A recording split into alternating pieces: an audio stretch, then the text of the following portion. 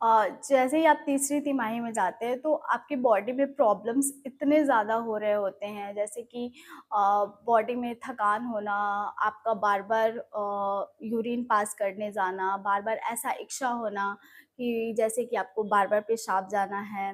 दूसरी में आपको नींद बहुत ज़्यादा नहीं आता है, नींद मतलब बहुत कम हो जाता है इस टाइम पे, क्योंकि जैसे कि आपको बार-बार इच्छा होती है पेशाब जाने की, और साथ ही साथ आपका बॉडी इतना हैवी हो जाता है कि एक तरफ आप ज़्यादा देर सो नहीं पाते, कंफर्टेबल नहीं हो पाते।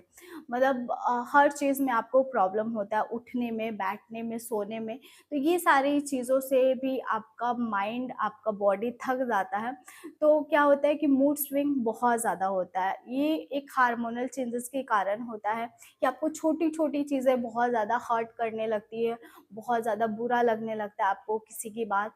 जबकि नॉर्मल डेज़ में आप ऐसे ही उनको जाने देते होंगे, लेकिन छोटा-सा बात इस टाइम पे बहुत ज़्यादा बुरा लगता है। तो आप प्रेगनेंसी में रिएक्ट करना बंद कर दें, किसी की बातों को कोई जवाब ना दें, मेडिटेशन बहुत ज़्यादा करें, और कुछ ऐसे पर्सन के साथ रहे जो जिससे आपको फ़ील अच्छा आता हो, जिनसे आपको लगता है नेगेटिव वाइब्स मिलती है, या फिर उनकी बातें आपको पसंद नहीं आ रही है। उनकी बातें जब आपके दिमाग में जा रही है तो आप बहुत ज़्यादा सोचने लग जा रहे हैं, बहुत ज़्यादा नेगेटिव थॉट आ रहा है, और उन्हीं की बातों में घूमे रह जा रहे हैं कि कैसे हो गया, क्यों हो गया, ऐसे बोल दिया, ऐसे बोल दिया। तो उन जो पर्सन है जो आपके माइंड को इतना ज़्यादा नुकसान कर रहे हैं, उनसे आप थोड़ा डिस्टेंस बनाइए प्रेगनेंसी के दौरान। और मैं नॉर्मल डेज़ में भी बोलूँगी कि वैसे पर्सन से आप थोड़ा-सा डिस्टेंस बना के रखिए, क्योंकि वो आपके बॉडी के लिए, आपके माइंड के लिए, क्योंकि आप कुछ अच्छा करने जा सकते हैं, लेकिन उनकी बातें आपको हर्ट कर रही है या फिर आपके माइंड को डाइवर्ट कर रही है, जिसकी वजह से आप अपनी लाइफ में आप अपने गोल्स को फोकस नहीं कर पाएँगे।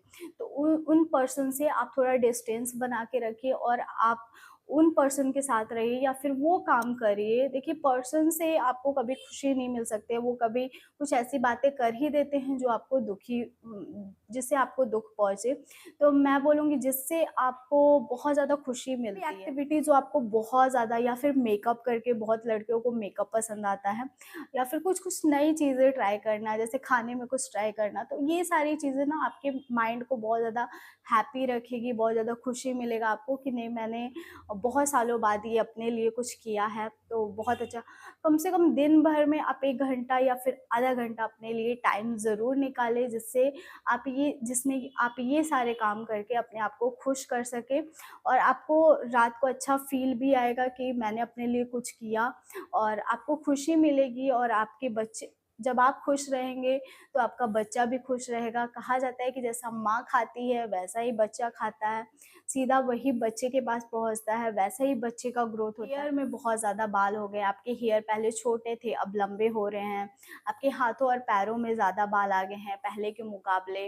आपके हेयर ग्रोथ मतलब ज़्यादा बढ़ गई है। तो कहा जाता है बॉय में, जैसे कि आप लोग सभी जानते हैं कि बॉय का जो हेयर ग्रोथ है वो ज़्यादा होता है, हाथों और पैरों का बाल ज़्यादा निकलता है, और लड़कियों में हेयर ग्रोथ बॉय के मुकाबले कम होता है। अगर आप प्रेग्नेंट होते हैं, तो अगर आप बॉय कंसीव किए हैं, तो आपकी बॉडी में मेल हार्मोनल ज़्यादा रिलीज़ होता है, जिसकी वजह से आपके बॉडी पे, आपके हेयर में बालों का ग्रोथ ज़्यादा हो जाता है।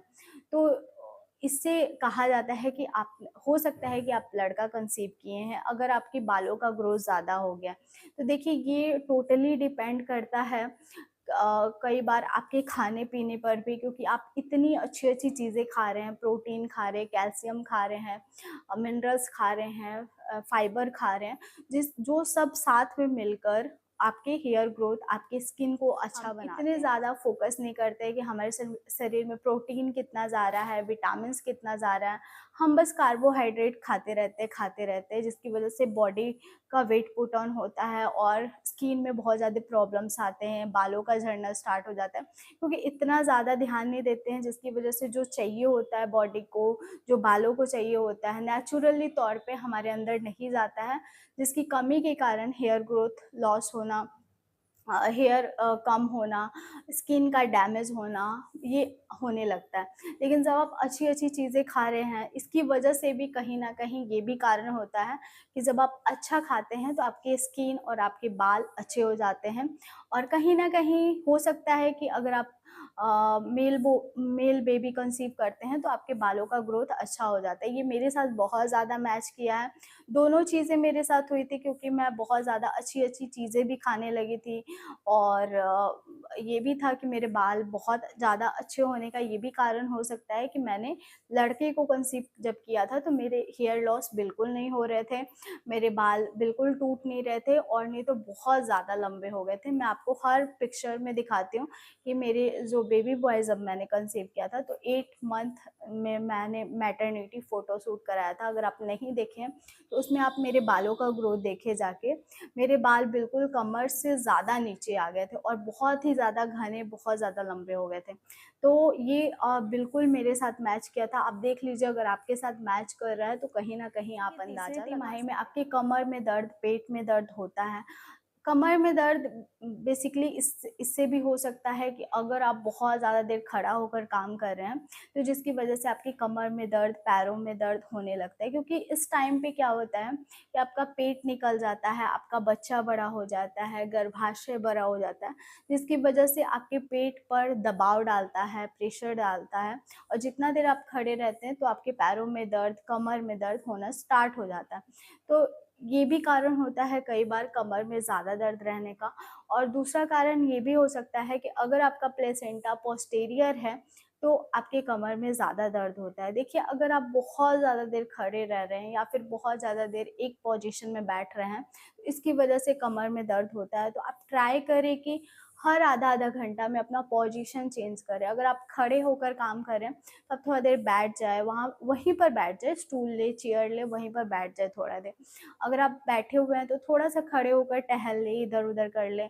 तो इससे क्या होगा आपका बॉडी एक्टिव रहेगा और आपकी बॉडी में लचीलापन आएगा जिसकी वज़ह से आपकी नॉर्मल डिलीवरी हो पाएगी और पैरों में स्वेलिंग, पैरों में दर्द की समस्या भी काफ़ी हद तक कम पोस्टीरियर है यानी कमर से होकर आया प्लेसेंटा, उस कंडीशन में भी आपकी कमर में ज़्यादा दर्द होता है क्योंकि बच्चा जो है कमर से कनेक्टेड होता है, प्लेसेंटा कमर से कनेक्टेड होता है। तो आपको इस टाइम पे क्या होता है जब आपका प्लेसेंटा पोस्टीरियर होता है, तो आपको बच्चे की हलचल बहुत ज़्यादा तेज़ समझ आती है। लेकिन आपको मतलब कमर में दर्द रहता है। अगर आपको बच्चे की हलचल तेज़ समझ आ रही है और आपके कमर में ज़्यादा दर्द रह रहा है, तो कहीं न कहीं आप अंदाज़ा लगा सकते हैं कि आपका प्लेसेंटा पोस्टीरियर पोस्टीरियर है और कहा जाता है कि कमर में दर्द हो, प्लेसेंटा पोस्टीरियर हो, तो आपको बॉय हो सकता है। तो ये मेरे साथ बहुत ज़्यादा मैच किया था। आप देख लीजिए अगर आपके साथ मैच कर रहा है तो आप कहीं न कहीं अंदाज़ा लगा सकते हैं। तीसरे ट्राइमेस्टर में है, आपके साथ क्या प्रॉब्लम हो रहा है ज़रूर बताइएगा नीचे कमेंट बॉक्स में। आई होप आपकी वीडियो बहुत ज़्यादा पसंद आई होगी, अगर हाँ तो मेरे वीडियो को थम्स अप ज़रूर दीजिएगा। सब्सक्राइब कीजिए नीरू ब्यूटीफुल कॉर्नर को और भी अच्छी और इंटरेस्टिंग वीडियो के लिए।